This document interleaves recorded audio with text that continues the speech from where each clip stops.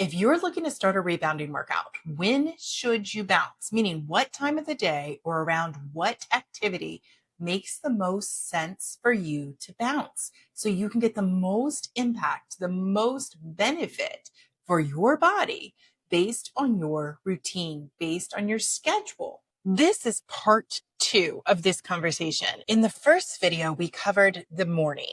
What happens to your body when you bounce in the morning and the benefits it brings. Now we're going to cover the rest of the day. So first, let's talk about if you're bouncing before you eat. So a pre-meal rebounding routine. What would that do for you? The gentle bouncing motion of rebounding creates a massage-like effect on your internal organs, which is fantastic, including those obviously involved in digestion.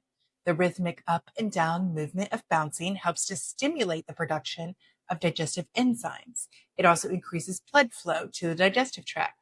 So all of this can help your body to improve its ability to break down and absorb nutrients when you do eat. And when you're rebounding before you eat a meal, it can also help your body to tune into your body's natural hunger signals. The gentle exercise helps to balance blood sugar levels, which is huge, and can help to reduce the likelihood of overeating during a meal. Also a great advantage. There's also blood sugar management. So light physical activity before a meal can improve insulin sensitivity. It can help your body to better manage blood sugar levels when you do eat. And this is particularly beneficial for people who are looking to maintain stable energy. So not having your energy spike and then crash. Now, let's say that you plan to bounce after you eat. How is this going to work in your body? This is actually the approach that I like to take. I like to have a gentle bouncing session after I eat a meal, or I like to go for a walk after I eat a meal. Either one really helps me because it helps me to maintain my energy levels. It helps me to regulate my sugar. It helps me with all the digestion benefits. And the same could be true for you. Once again, it's about finding what works for your body. It's going to do the same thing on either side of a meal. It's just which one works better for you. You can also consider gentle movement throughout your day. So bouncing, say, 2 to 3 hours after a meal preps you for what's going to come later in your day. A lot of people have often asked, can gentle rebounding help me with being able to poop regularly, have good regular flow? And once again, this is going to be dependent on your particular body. It's also dependent on what you're putting into your mouth, what kind of food you're putting. But if you're putting good, healthy nutrition and you're bouncing on a regular basis, you're probably more likely to see less bloating and less discomfort and more frequent bowel movements. So just check this out, test it for yourself. Now let's talk about if you're going to bounce later in the day, towards the evening, preparing and knowing that sleep is coming up. While exercise in general can be beneficial for stress reduction and quality of sleep, the timing and the intensity needs to be managed so that you don't overstimulate your body before bedtime. How do you know? Once again, you're going to have to pay attention to your own body and know what you can handle and when you can handle it.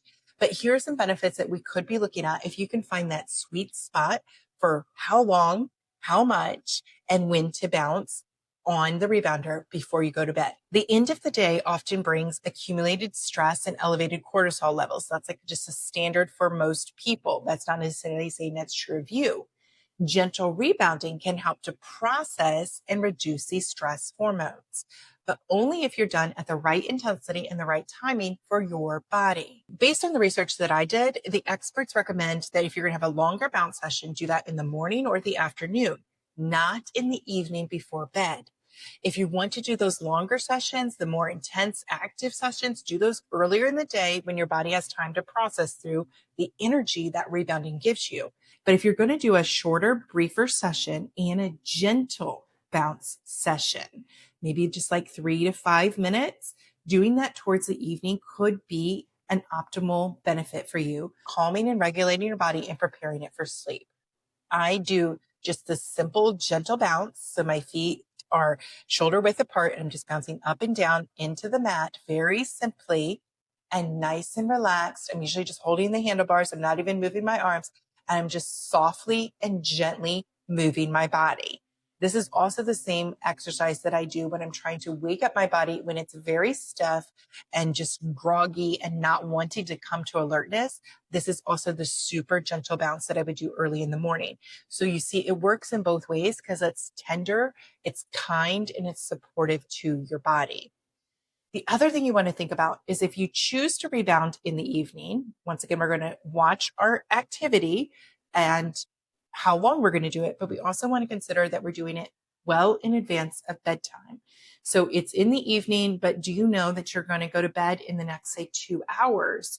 You give yourself time that there's no overstimulation, and any of those stimulating benefits can wear off before you actually lay down. I also, as a side note, I have kids in the house, and I have some kids who deal with a lot of hyperactivity. And I'm like, sometimes you guys just need to get on there and go bounce. And for them, I'm like, hey, bounce it out for 10 minutes, bounce, bounce, bounce. And they can do a lot more bouncing than I would do at the end of the day. But what I'm trying to look at with them is to them to drain the rust of their energy. I'm already tired. I've done a whole day of activity. I'm done by the end of the day. But sometimes they come to the end of the day and they have an abundance of energy.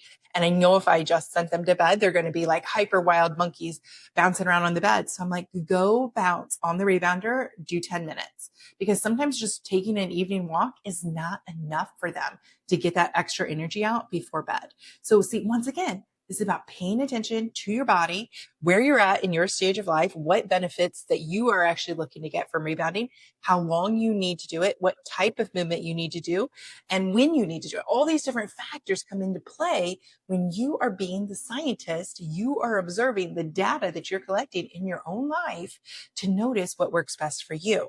So you can improve your sleep quality when properly timing out your rebounding sessions. Now, this is something that I do want to start testing more of, is having more later bounce sessions in my day to add in that second session. I bounce almost exclusively entirely in the morning before I get my showering done, before I start work, all the things. But what I want to look at is adding in an evening session, even if it's short, even if it's super gentle, because the rhythmic meditative nature of gentle bouncing could help me to regulate my nervous system, promote more relaxation, and prepare my body for restorative sleep. And in closing, another way to maximize your bouncing is to consider using rebounding as a movement snack. So breaking up your day, breaking up sedentary activities that have left you just sitting for long periods of time, break that up and help your body to feel better by having mini bounce sessions. Just 2 to 3 minutes of gentle bouncing between different activities, especially activities that have you sitting, can improve your circulation, can make you feel better, can bring about more alertness, more clarity of mind. This is why I have a rebounder right outside of my office. I did have it in my office and now I've moved it outside of my office. And this way, one, I can look out at the pond while I'm bouncing, which is a huge benefit. And it's in a place that I find that not only do I tend to just stop and use it more, just bounce on it for, a minute or 2 minutes in between different activities, which is great because it's helping to freshen my oxygen to my brain and to my muscles, loosen up my joints, just overall help my endurance as I'm going about my day. But my family members also tend to stop and just bounce. And this is just like added little bonus bits of exercise and movement that they get in their day as we're just going about. So putting the rebounder in a place, if this works for you in your home, putting the rebounder where it's accessible, it's easy to get to, it's not out of sight and out of mind, but it's readily available. So you can have these mini little breaks throughout your day and just really just feel better from bouncing more consistently, more regularly throughout your day. The bouncing motion engages your core. It realigns your spine. It provides relief. It clears your mind. Like, that's one of the benefits that I love, is that it helps me to regulate my energy. It helps me to stay clear and more focused. It just overall helps with your circulation and oxygen output. Like, all these things are so amazing. That's why it's going to boost your mental clarity. So many people find that these movement breaks help them to return to tasks for renewed concentration, renewed creativity, just more focus and more ability. And friend, the key to maximizing rebounding benefits lies in understanding your body's natural rhythms, testing out what worked for you, being the scientist in your own life so that you can align your bouncing sessions where it fits best in your day. The goal is to work with your body's natural rhythms, not against them. This is why I created the Getting Started Guide. So if you are brand new to rebounding or you're getting on for the first time in a long time, check out the Getting Started Guide and the bonus Getting Started workouts that I made. There are 3 minutes, 5 minutes, and 8 minutes. Because if you are brand new to rebounding, I want you to know that there's a safe place for you on the Rebounder and you can get started. It doesn't have to be big. It doesn't have to be challenging. And so this guide is everything that I wish that I knew going into it. It's all the things that I talk about in my different videos, all packaged together in one helpful ebook. So you can get yours now along with the bonus workouts. You can get the link in the description and get access immediately. Timing your workouts and applying these principles to your rebounding routine, you will be able to transform a simple bouncing session into a powerful tool for optimizing your health throughout the day. Happy bouncing, friend.